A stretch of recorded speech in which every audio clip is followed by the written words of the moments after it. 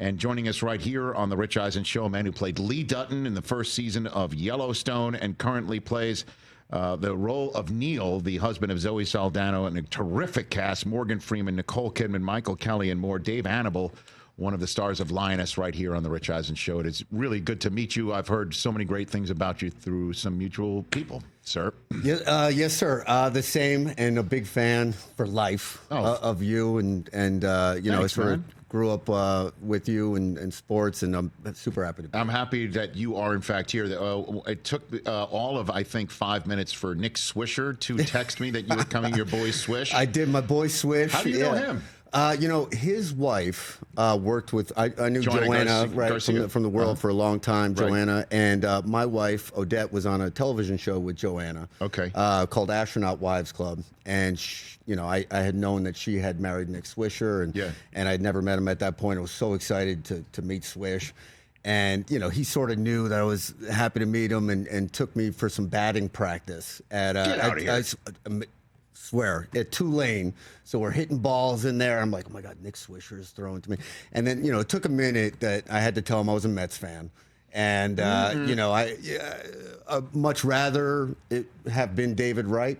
But, you know, I still, you know, I love Swish. No, Uncle Swish he's one of my favorites. Uncle Swish. We call him Uncle Swish. Oh, because your kids. A lot of kids involved. Yeah, listen, I get along well with Nick, even though I'm a Michigan guy. Yeah. You know? Yeah, exact opposite. His name is on the stadium at The Ohio State University. Yes. It's one of my two problems I have with Nick Swisher. That's one of them. The other one is he's just too passive. Yeah. He doesn't bring any energy to the equation. Zero energy. You know, he's kind of a downer, to be honest. You kind of be like, bro, be an adder. Yeah. Some value. Yeah, come out of your shell once upon a time, Nick. Personality bust. You know? How are you a Met fan? Because you're a New Yorker, right? New Yorker, grew up Mets fan. You know, Mets just and my Giants, folks. though, right? Is that what I'm understanding? Mets and Giants, yeah. We didn't go Jets. I think my dad was more of a Jets fan, but I was, you know, I was 7 when in '86. You know, and so that makes sense. Yeah, LT. Oh my God! That's why you're Mets Giants. '86 had to be like the greatest year of your childhood. 7 years old, so everything is just it was the greatest. It really was. It's been a long time, you know, for the Metsies. The Giants, we got 2 great ones, got 2 Super Bowls, and I was incredibly fortunate enough to be there. You were at both of the Super Bowls. I happened to be at both. You know, for some reason, I was gifted tickets, and it was the first year they won. And obviously we didn't know. The tickets came in before the Giants had made, you know, the Super Bowl.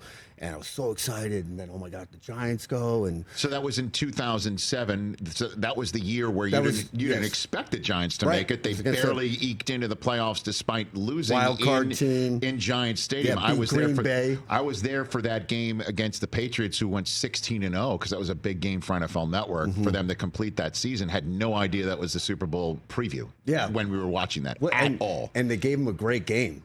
The Giants, you know, so when they did. When, you know, that happened and the Giants won and Tyree, the catch, I mean, you know, we were just going insane. But when the tickets came in before the game, I went to the office in person, the NFL office that had the tickets. And she was like, you're the only person that came in and picked up the tickets and said thank you, you know, to everybody. Right. So somehow I got 4 years out of that. And 2 of those years were the Giants. So it was a wild run that's tough to top as a fan, you know.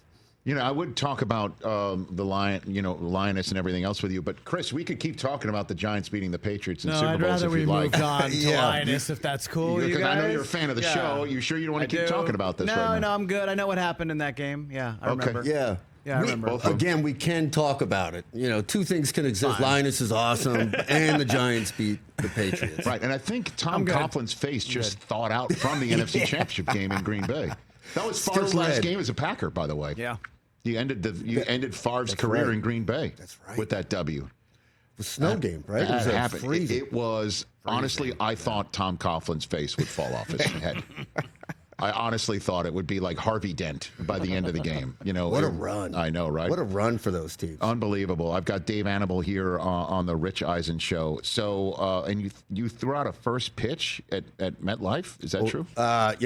City Field. City Field for the Mets. Not MetLife, right? It was, City Field. It was just a incredible opportunity. When was it?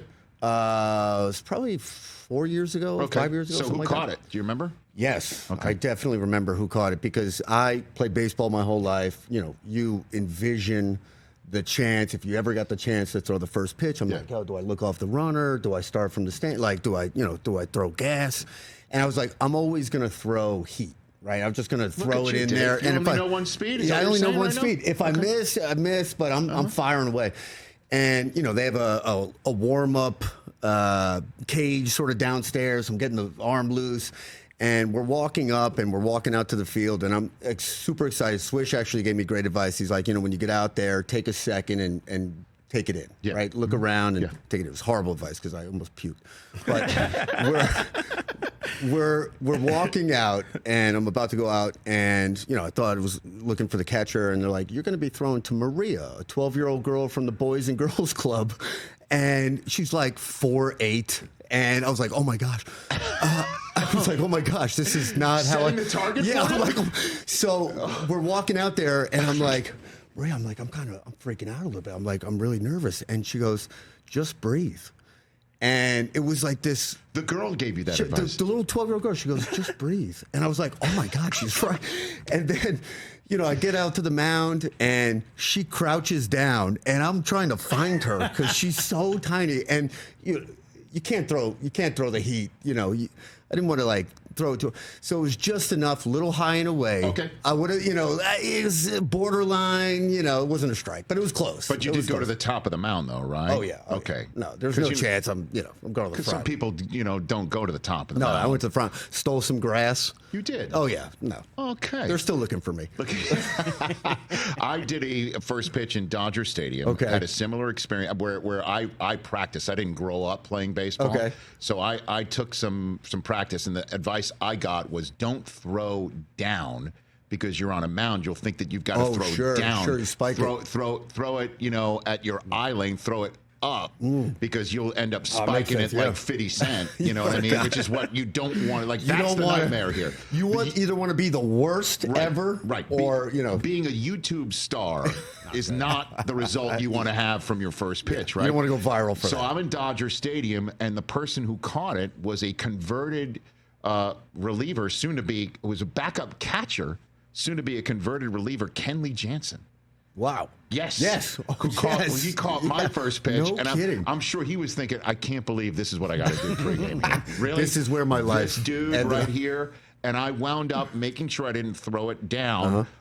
So it was junk that I think a left-handed hitter would have been fooled by and a right-handed hitter would have been hit by.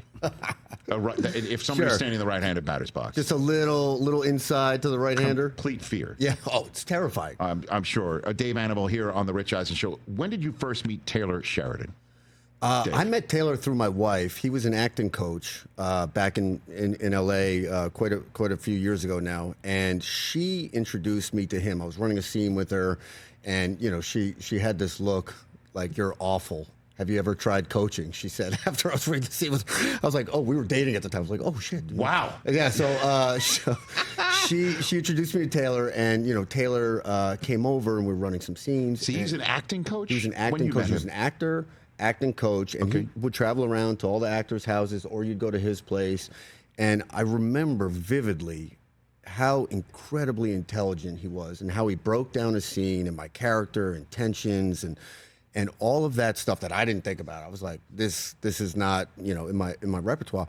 And you know, we had stayed coach for a year on and off, whatever, for that, and then you know, sort of went our separate ways. And then Yellowstone came around, and an opportunity to audition for Yellowstone, and I passed. You know, I'm from New York. You passed on Yellowstone. Well, it wasn't. Yes, it wasn't Yellowstone.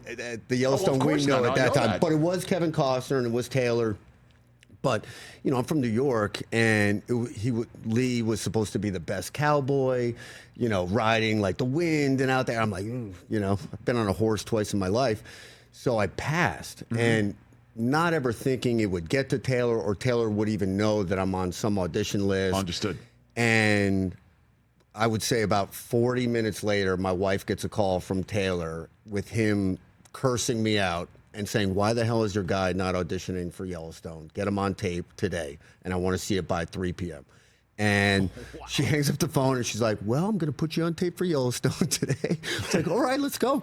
And, you know, I did. And I got it. Taylor called a couple days later and he's like, hey, do you want to come play a cowboy and come to Utah right now and learn how to ride a horse? I was like, yes, sir. And arguably the best experience of my life, learning how to be, you know, and best part of our job is learning a little about a lot of different things. Sure. And, you know, learning the world of being a cowboy and all riding horses, and it was fascinating, and I miss it terribly. Well, I mean, obviously, and we'll get to Lioness in a second. You're doing well in that regard. But did you know your character had a short span? I did. Spoiler alert. I did. Well, yeah, I read the script, and obviously I knew I was going to die. But what I didn't know again was how much fun I'd have, and it was a funny story. It was day one of shooting.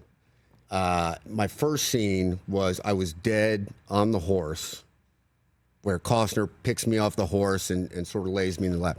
So playing dead's hard to begin with, which I've learned, you know, it's just hard. Yeah. Playing dead on a horse is like that times 100 because you're trying to not breathe and, you know. Costner pulls me off the horse. This is take one. Lays me in his lap. And when he lays me in his lap, I promise you, I feel like this.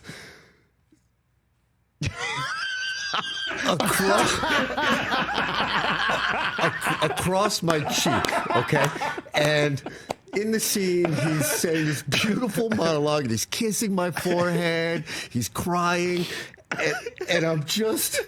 All I could think about was how much my mom would want to trade places with me.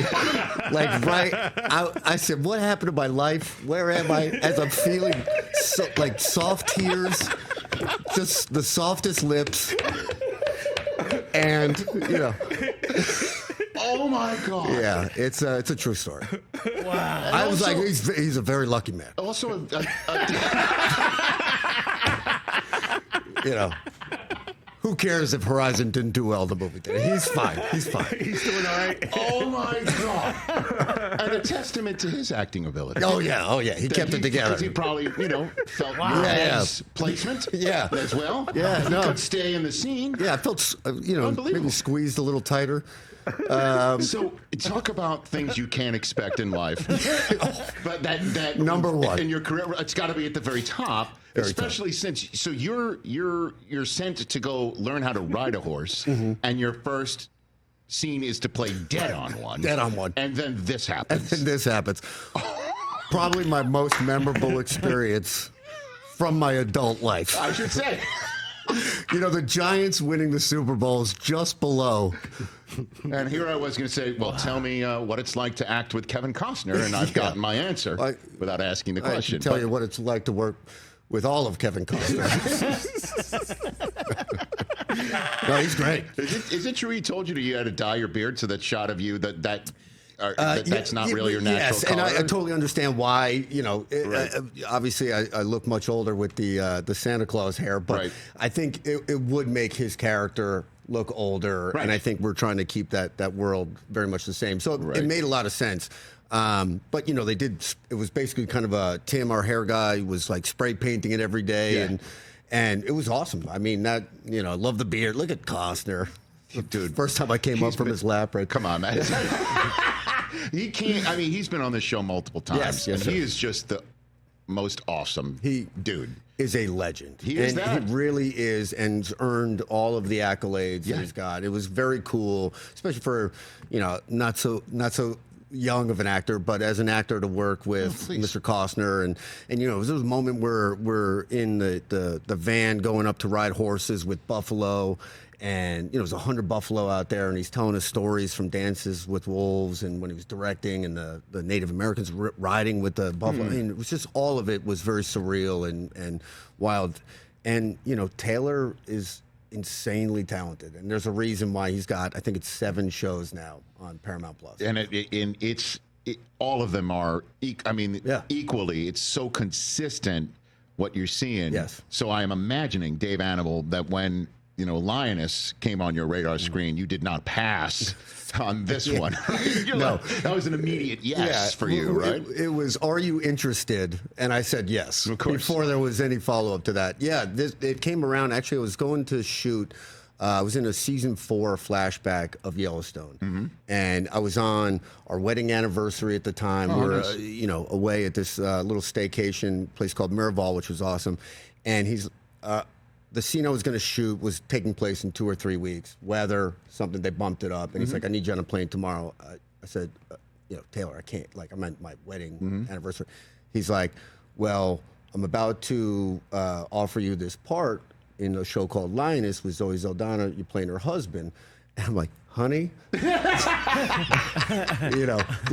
a good reason this is our 12th wedding anniversary. Like, we're still going to make it. Right. But I went up and did the thing, and then Lioness went away for 3 or 4 years. And I had heard, I was working on a show called Walker in Austin, and my friend, the girl who was playing my wife, was like, "Somebody just auditioned for the husband in Lioness, her friend." And I was like, "Oh, What's up? what just happened there?" And I hadn't spoken to Taylor in a while.